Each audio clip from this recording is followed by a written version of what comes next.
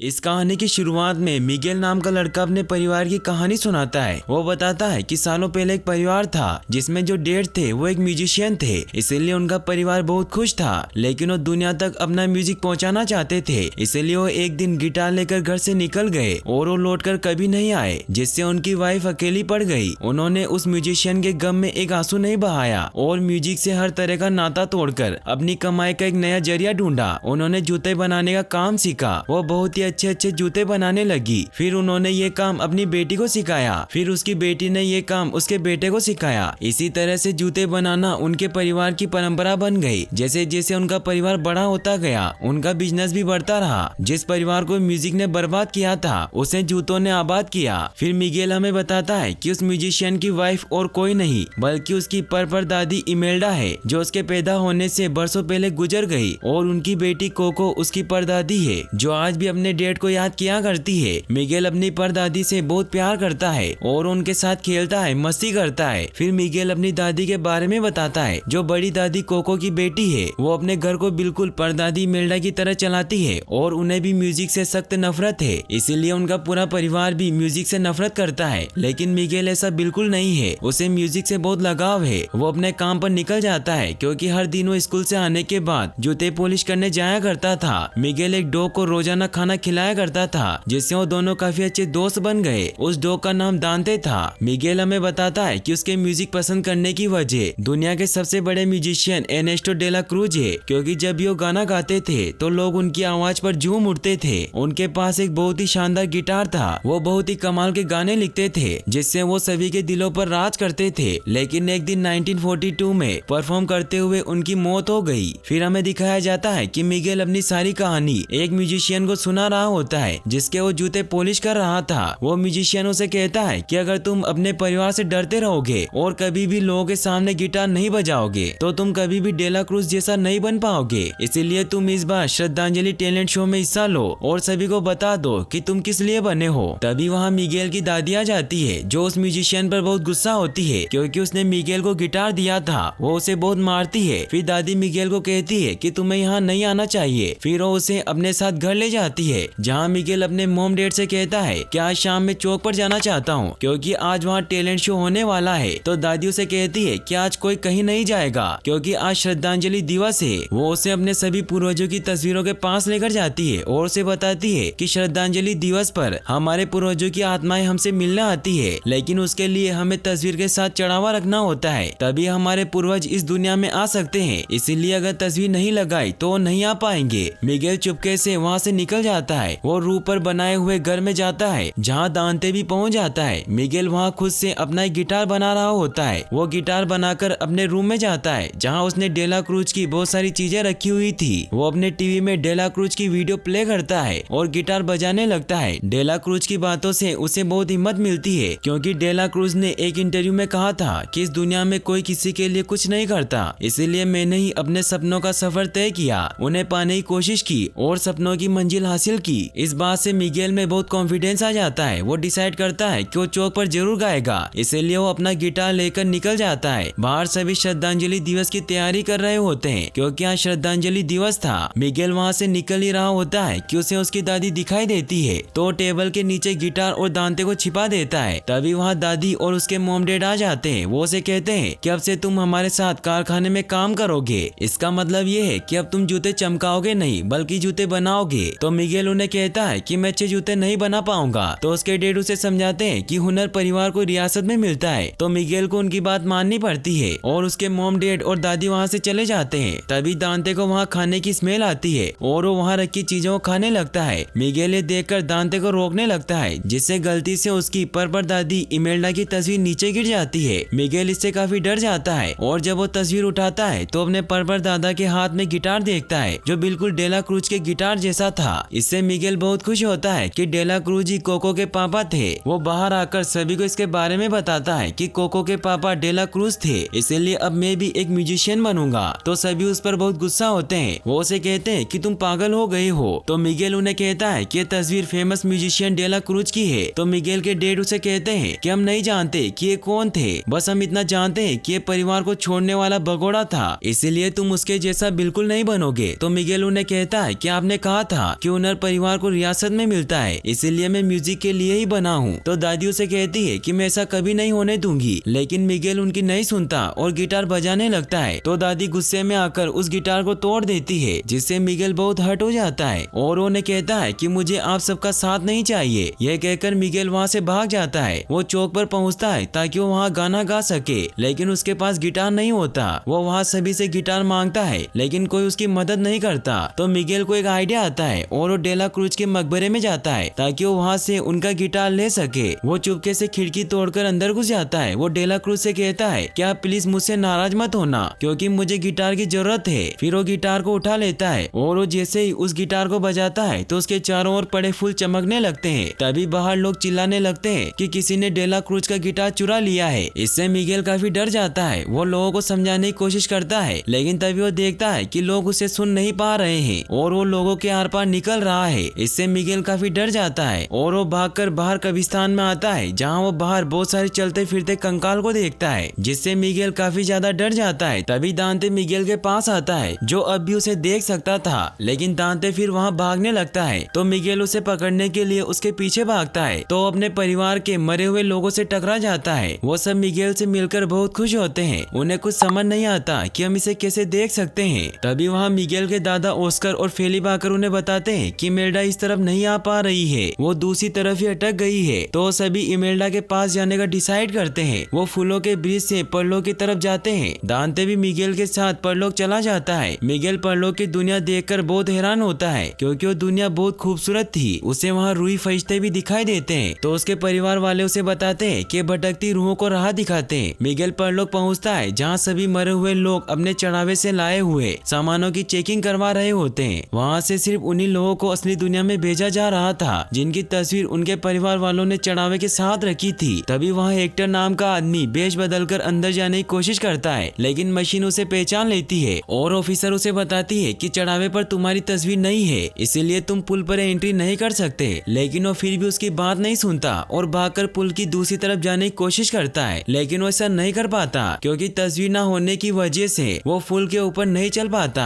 Guard उसे पकड़ लेते हैं। रास्ते में सभी लोग मिगेल को देखकर काफी डर रहे होते हैं, क्योंकि मिगेल एक जिंदा इंसान था। मिगेल के परिवार वाले मिगेल को डिपार्टमेंट ऑफ फैमिली यूनियोस में लेकर जाते हैं, जहाँ सभी अपनी अपनी परेशानी ऑफिसर को बता रहे थे। वहीं हमें इमेल्डा को भी दिखाया जाता है, जो भी ऑफिसर पर बहुत गुस्सा हो रही थी कि तुम्हारी मशीन खराब है, क्योंकि मेरा परिवार हर साल मेरी तस्वीर चढ़ावे पर रखता है। तभी मिगेल के परिवार वाले इमेल्डा के पास जाते हैं और उन्हें कहते हैं कि हम चढ़ावे तक नहीं पहुँच पाए, क्योंकि रास्ते में हमें मिगेल मिल गया। फिर वो एक ऑफिसर के पास जाते हैं, जो उन्हें बताता है कि मिगेल को श्राप मिला है, क्योंकि मिगेल ने श्रद्धांजलि दिवस पर मरे हुए लोगों की चीजें चुराई है। तो मिगेल उन्हें कहता है कि मैं गिटार चुरा नहीं रहा था, वो मेरे परदादा का है। तो उसकी परदादी इमेल्डा उस पर बहुत गुस्सा होती है। वो उसे कहती है कि उस आदमी का हमसे कोई रिश्ता नहीं है, क्योंकि वो हमें छोड़कर भाग गया था। फिर वो सभी से पूछती है कि क्या कोई मुझे बता सकता है कि मैं दूसरी तरफ क्यों नहीं जा पाई। तो मिगेल उन्हें उनकी तस्वीर दिखाता है। तो इमेल्डा बहुत गुस्सा होती है कि तुम मेरी तस्वीर वहाँ से क्यों उठा लाए। फिर वो उस ऑफिसर से पूछती है कि हम इसे वापस कैसे बेच सकते हैं। तो ऑफिसर उन्हें बताता है कि इसे श्राप से मुक्ति दिलवाने के लिए तुम्हें इसे अपने परिवार का आशीर्वाद देना होगा, और ये सब तुम्हें सूरज उगने से पहले करना होगा, क्योंकि सूरज उगने पर तुम बिल्कुल हमारी तरह बन जाओगे। मिगेल इससे काफी डर जाता है। वो ऑफिसर इमेल्डा को एक पंखुड़ी देकर कहता है कि तुम इससे मिगेल को आशीर्वाद दो। इमेल्डा कहती है कि तुम्हें आशीर्वाद देती हूँ कि तुम मेरी फोटो को वापस रखो और गाने बजाने से दूर रहो। तो मिगेल उन्हें कहता है कि आप ऐसा नहीं कर सकती।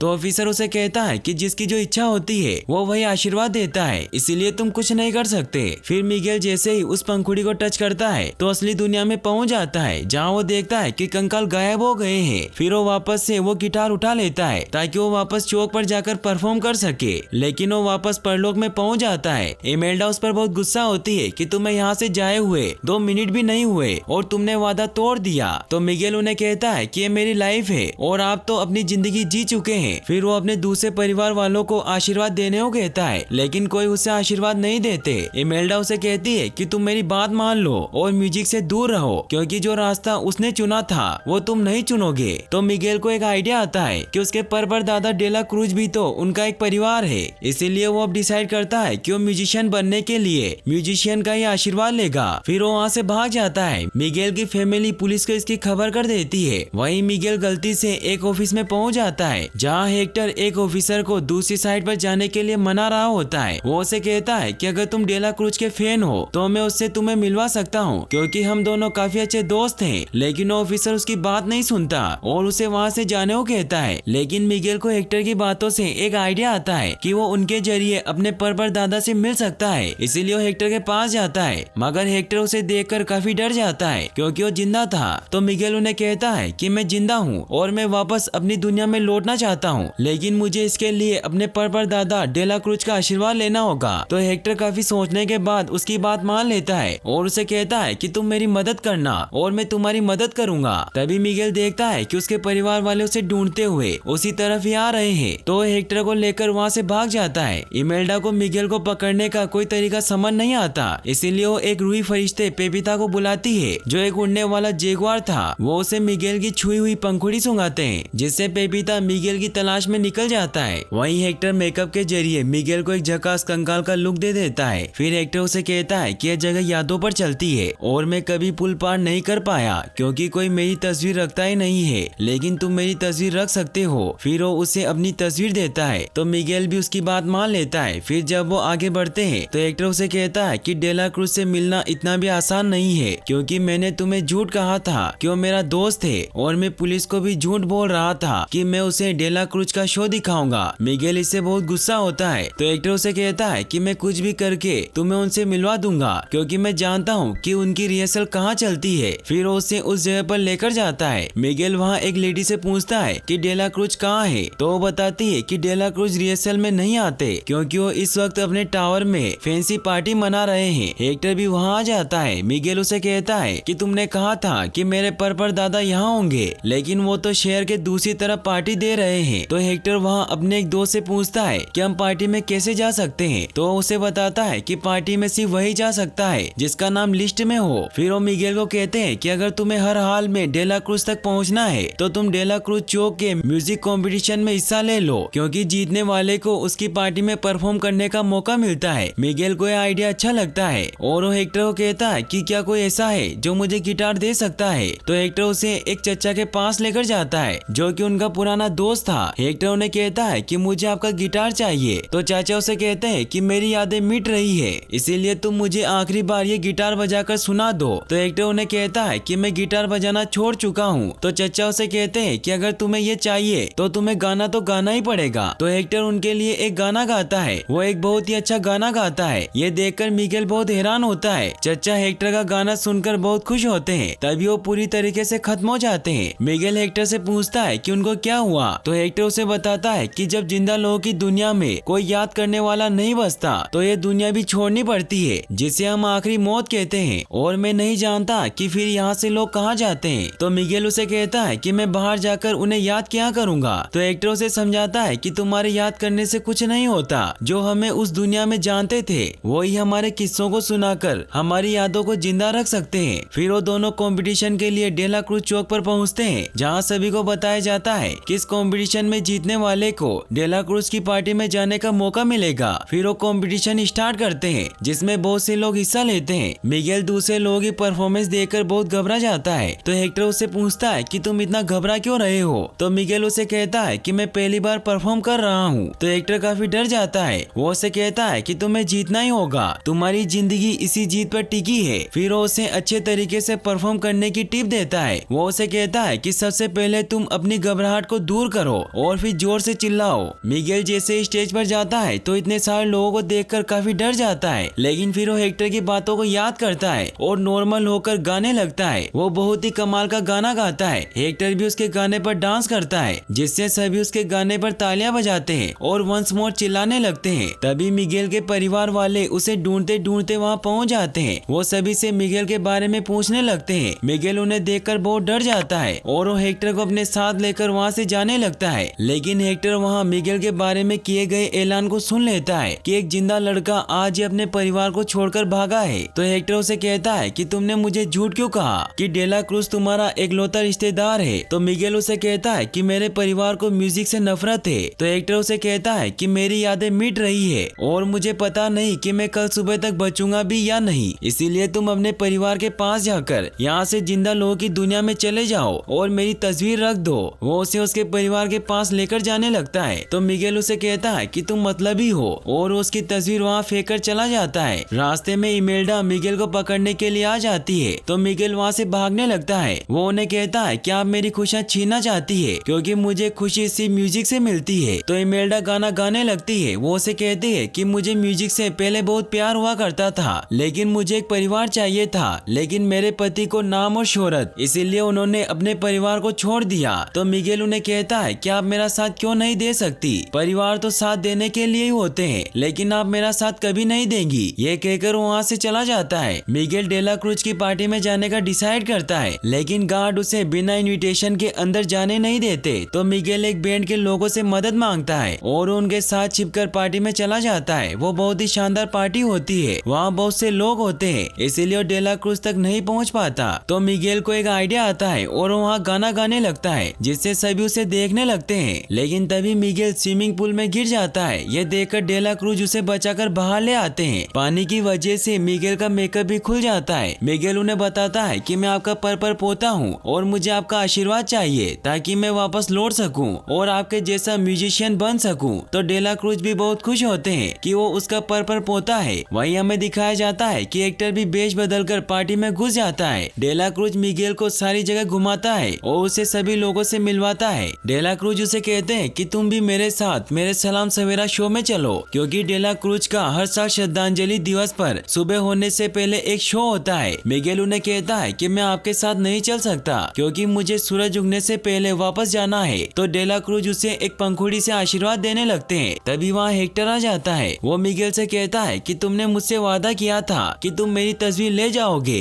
डेला क्रूज उससे वो तस्वीर ले लेता है और उसे कहता है कि तुम्हारी यादें मिट रही है। तो हेक्टर उसे कहता है कि ये सब तुम्हारी वजह से ही तो हो रहा है क्योंकि तुमने मेरे गाने चुरा लिए। तुम मेरे गानों की वजह से मशहूर हुए और मेरी यादें इसलिए मिट रही है क्योंकि तुमने किसी को ये बताया ही नहीं कि वो गाने मैंने लिखे थे। मिगेल इन बातों से काफी हैरान होता है। हेक्टर उसे कहता है कि जो हुआ है उसे कोई बदल नहीं सकता लेकिन तुम आने वाले कल को बदल सकते हो क्योंकि मिगेल वापस जाकर मेरी तस्वीर रख देगा और मैं अपनी बेटी से मिल पाऊंगा। इसीलिए मेरी मदद करो क्योंकि तुम्हें याद होगा कि हम कितने अच्छे दोस्त थे। उस दिन जब हमने जाम पिया था तो तुमने कहा था कि तुम मेरे लिए जमीन आसमान एक कर दोगे, इसीलिए प्लीज तुम मेरी मदद करो। मिगेल हेक्टर को कहता है कि जमीन आसमान तो डेला क्रूज की फिल्म का डायलॉग है जिसमें एक दोस्त दूसरे दोस्त को जाम में जहर मिलाकर मार देता है। तो हेक्टर को याद आता है और वो मिगेल को अपनी पुरानी बात बताता है कि हम महीनों से जगह जगह सोच कर रहे थे। मुझे घर की याद आई तो मैंने गानों का सिलसिला रोककर घर जाने का फैसला किया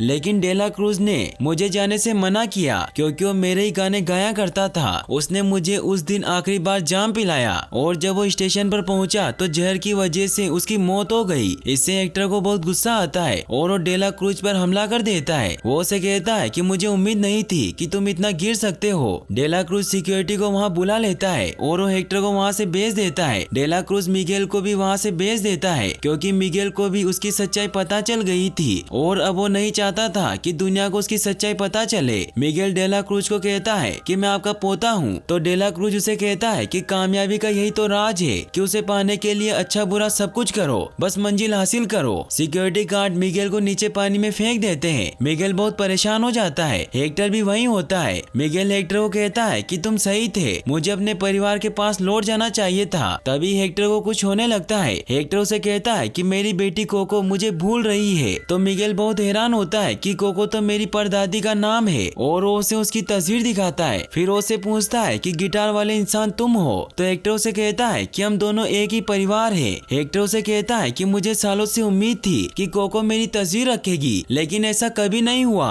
और अब वो मुझे याद रखने वाली आखिरी इंसान है, इसीलिए जब वो मर जाएगी तो मैं भी इस दुनिया से चला जाऊंगा। तभी दांते मिगेल को ढूंढते हुए वहाँ पहुँच जाता है और साथ में वो इमेल्डा को भी लेकर आता है। फिर इमेल्डा उन दोनों को अपने रूही फरिश्ते से निकाल कर वहाँ से चली जाती है। रास्ते में दांते भी उस रूही फरिश्ते पर बैठने की वजह से वो भी एक रूही फरिश्ता बन जाता है। इमेल्डा उन्हें अपने परिवार के पास लेकर जाती है। सब मिगेल को देखकर बहुत खुश होते हैं। इमेल्डा हेक्टर पर बहुत गुस्सा होती है कि तुम्हारी वजह से मिगेल वहाँ फंस गया। तो मिगेल उन्हें कहता है कि इसमें उनकी कोई गलती नहीं है क्योंकि वो तो मुझे घर जाने को कह रहे थे लेकिन मैंने उनकी नहीं सुनी, मगर वो सही थे कि परिवार से बढ़कर कुछ नहीं होता और मैं वापस जाने को तैयार हूँ। लेकिन उससे पहले मुझे डेला क्रूज उसे हेक्टर दादू की तस्वीर लानी है ताकि वो कोको से मिल पाए। तो इमेल्डा बहुत गुस्सा होती है कि ये कभी वापस लौट कर नहीं आया। तो मिगेल उन्हें कहता है कि इन्होंने लौटने की कोशिश की थी लेकिन डेला क्रूज ने इन्हें जहर दे दिया। तो इमेल्डा उसे कहती है कि इससे क्या फर्क पड़ता है, तुम मुझ पर अकेले बच्चे की जिम्मेदारी छोड़कर गए और तुम चाहते हो कि मैं तुम्हें माफ कर दूं। तभी हेक्टर को कुछ होने लगता है क्योंकि कोको उन्हें धीरे धीरे बुला रही थी। इमेल्डा मिगेल से कहती है कि मैं तुम्हारी इसकी तस्वीर लाने में मदद तो कर दूंगी लेकिन तुम्हें अब गाना बजाना बंद करना होगा। तो मिगेल भी उसकी बात मान लेता है और कहता है कि मैं अपने परिवार के लिए कुछ भी करूंगा। फिर वो डेला क्रूज के सलाम समारोह शो में घुस जाते हैं जहाँ वो एक प्लान बनाते हैं कि हमें हेक्टर की तस्वीर ढूंढनी है और उसे मिगेल को देकर घर भेजना है। उन्हें डेला क्रूज नजर आ जाता है। इमेल्डा डेला क्रूज को मारने लगती है। मिगेल डेला क्रूज को कहता है कि मैं तुम्हारा नहीं इनका पोता हूँ। फिर वो उससे तस्वीर लेने लगते हैं तो डेला क्रूज वहाँ से भागने लगता है। सिक्योरिटी गार्ड उन्हें रोकने लगते हैं लेकिन वो सब मिलकर गार्ड को मारते हैं और इमेल्डा डेला क्रूज से तस्वीर ले लेती है मगर वो गलती से स्टेज पर चली जाती है। गार्ड उन्हें पकड़ने के लिए आने लगते हैं तो इमेल्डा गाना गाने लगती है। वो गाना गाते गाते तस्वीर लेकर मिगेल के पास पहुंच जाती है। वो मिगेल को तस्वीर देकर आशीर्वाद देने लगती है लेकिन तभी डेला क्रूज वहां आकर मिगेल को पकड़ लेता है। मिगेल के परिवार वाले वहां चुपके से कैमरा ऑन कर देते हैं। मिगेल डेला क्रूज को गुस्सा दिलाता है जिससे अपनी सच्चाई खुद ही कैमरे के सामने कबूल कर लेता है लेकिन फिर वो मिगेल को नीचे फेंक देता है। सभी इससे काफी डर जाते हैं लेकिन रूही फरिश्ता वहां आकर मिगेल को बचा लेता है मगर हेक्टर की तस्वीर पानी में गिर जाती है। डेला क्रूज जब शो में जाता है तो सभी उस पर टमाटर मारने लगते हैं क्योंकि उन सभी को पता चल गया था कि वो एक खूनी है। तभी रूही फरिश्ता वहां आकर डेला क्रूज को पकड़कर ले जाता है और उसे जोर से बेल पर फेंकता है जिससे वो वापस बेल के नीचे दब जाता है। हेक्टर की हालत अब बहुत खराब होने लगती है क्योंकि उसकी यादें मिट रही थी और अब सूरज भी उगने वाला था। हेक्टर मिगेल को कहता है कि तुम कोको को कहना कि उसके पापा उससे बहुत प्यार करते हैं। फिर वो दोनों उसे बिना किसी शर्त के आशीर्वाद देते हैं जिससे मिगेल वापस असली दुनिया में पहुंच जाता है। वो भागकर अपने घर जाता है जहाँ सभी उसे ढूंढ रहे थे। सभी उसे रोकने की कोशिश करते हैं लेकिन मिगेल भागकर कोको दादी के रूम में चला जाता है और गेट को अंदर से लॉक कर लेता है। वो कोको को उनके पापा के बारे में याद दिलाता है लेकिन वो अपने पापा को भूल चुकी थी क्योंकि उनकी याददाश्त कमजोर थी। सभी घर वाले भी वहाँ आ जाते हैं। मिगेल को कुछ समझ नहीं आता और उन्हें हेक्टर का गाना सुनाने लगता है जिससे कोको भी उनके साथ गाने लगती है और उन्हें अपने डेट के बारे में सब याद आ जाता है। सभी ये देखकर रोने लग जाते हैं। मिगेल कोको दादी को कहता है कि आपके पापा आपसे बहुत प्यार करते थे। तो कोको दादी मिगेल को उनके सारे लेटर बताती है जिसमें हेक्टर ने उनके लिए बहुत सारे गाने लिखे थे और ये वही गाने थे जिन्हें डेला क्रूज ने चुराया था। साथ ही कोको दादी मिगेल को अपने डेट की फोटो भी दिखाती है जो उसी फटी हुई फोटो का हिस्सा थी। वो बहुत खुश होते हैं। फिर हमें एक साल बाद का सीन दिखाया जाता है जहाँ अब सभी को उन चिट्ठियों से पता चल गया था कि डेला क्रूज ने हेक्टर के गाने चुराए थे, इसीलिए अब सभी डेला क्रूज से नफरत करने लगे थे। मिगेल अपनी छोटी बहन को अपने पूर्वजों के बारे में बता रहा होता है और अब कोको दादी की भी डेथ हो चुकी थी। फिर हमें दिखाया जाता है कि हेक्टर भी अब दूसरी तरफ जा पाता है क्योंकि इस बार उसके परिवार ने उसकी तस्वीर रखी थी। साथ ही अब इमेल्डा ने भी उसे माफ कर दिया था। वो अपनी बेटी कोको से मिलकर बहुत खुश होते हैं। फिर वो असली दुनिया में सभी से मिलने आते हैं। मिगेल सभी को गाना गाकर सुनाता है और अब दांते भी पेपिता रूही फरिश्ते के साथ असली दुनिया में आ जाता है। अब सभी बहुत खुश होते हैं और यहीं पर इस मूवी की हैप्पी एंडिंग हो जाती है। गाइस, अगर आपको वीडियो पसंद आया हो तो इस वीडियो को लाइक करने के साथ साथ चैनल को सब्सक्राइब जरूर कर लेना। मिलते हैं नेक्स्ट वीडियो में। Thanks for watching.